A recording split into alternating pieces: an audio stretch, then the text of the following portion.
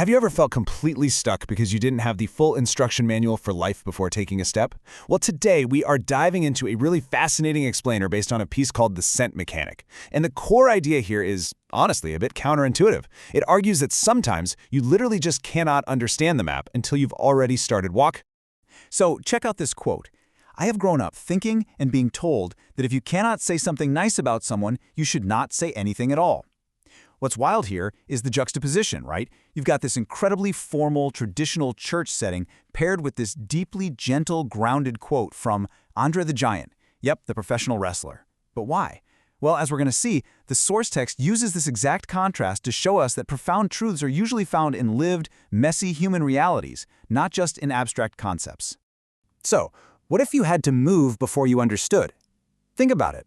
We've all felt that deep, nagging frustration of wanting the entire map revealed before we take even a single step. We want the data, we want the guarantees. But what if actual human understanding just doesn't work that way? What if understanding isn't the prerequisite for movement, but the actual result of it? And that brings us to the formal definition of what the author calls the scent mechanic. This is a recurring structure. You see it all over ancient and biblical narratives, where a person is called or sent or drawn into a situation way before they have any real understanding of what's going on. True recognition only becomes possible through the movement itself. It's like this hidden rule of reality. You just don't get the big revelation sitting safely in your chair. You get it out on the road. It's a massive clash of expectations.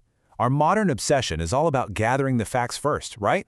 We want to analyze the data, map the system, and then we act. But the scent mechanic completely flips the script.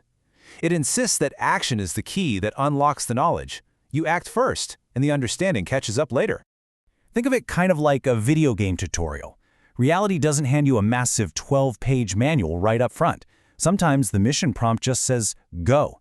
You have to actually step into the dark room, and then the lights come on. The map only populates after your character crosses the threshold. And this pattern? It's baked right into the very beginning of the source material. Just look at the Genesis story. Things are separated, encountered, and experienced long before they ever get named. God separates light and dark before naming them. Adam actually meets the animals before he names them. The point here is that reality becomes legible through relation, not through detached definition. You have to encounter a thing before you can slap a label on it. We see a super concrete example of this in the Gospel of John, with the journey of the blind man. Jesus doesn't sit him down for a theology lecture about the mechanics of eyeballs. Instead, he gives him this weird quest objective, just a command to go and wash. The man literally has to move, he has to wash, and it's only at step 4 that he actually receives his sight. The physical movement was the absolute, non-negotiable requirement for the miracle. And there's this fascinating little linguistic detail here that you might miss. Jesus literally sent this blind man to a pool named Siloam, which actually translates to sent. I mean, it is not subtle. He was sent to the place called sent. Becoming the sent one, acting on that command without full comprehension, was the prerequisite to gaining sight. Now contrast him with a figure like Nicodemus. Nicodemus is the super smart guy who shows up with total conceptual mastery and all the right vocabulary, but he completely misses the point. He thinks he just needs to learn a few new words. When Jesus tells him he needs to be born from above, Nicodemus starts trying to figure out the literal mechanics of biology.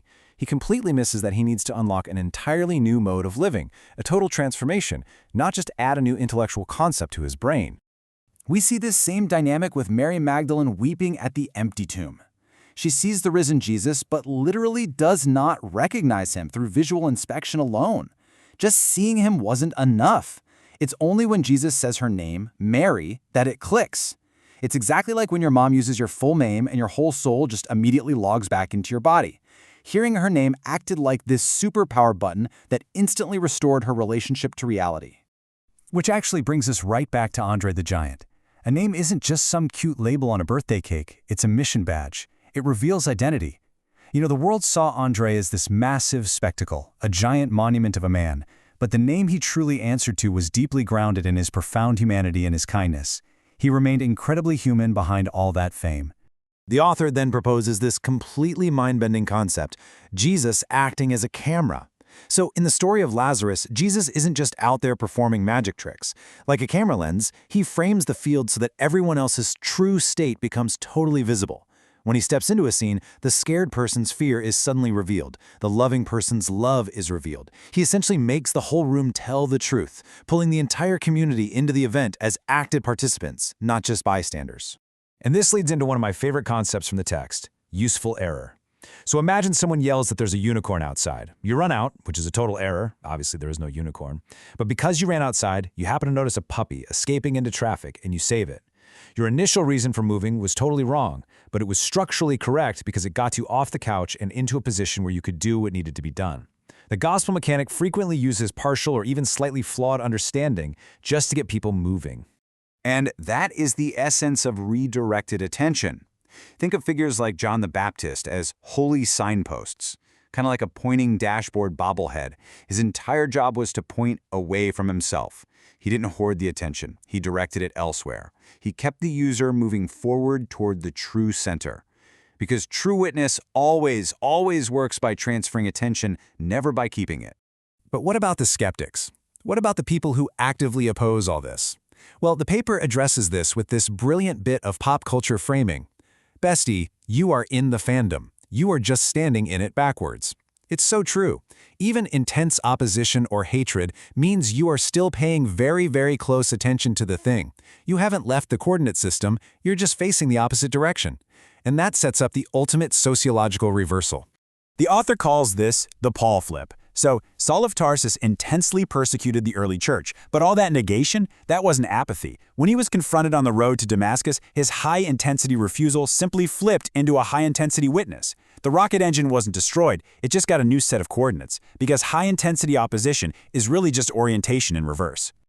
So what keeps this whole mechanic alive across centuries? It's what the text calls the cloud of witnesses.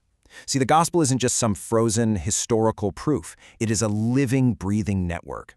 It persists because people whose lives were genuinely changed by the pattern turn around and pass that pattern along. The author lovingly describes this transmission engine as a holy centipede, but, slightly less creepy. It's a living chain of real people. One person sees something, they tell someone else, that person starts living differently, and then they teach someone else. When you step into this, you are stepping into a massive, ongoing flow of participants.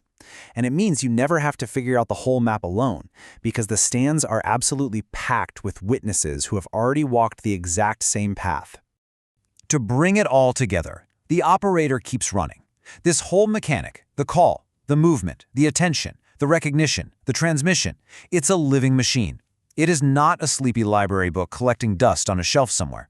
It absolutely requires your active participation, your tears, and your physical movement to keep running. You step into it and the machine keeps working. So I want to leave you with this provocative question from the text. What step do you need to take right now, before you understand why?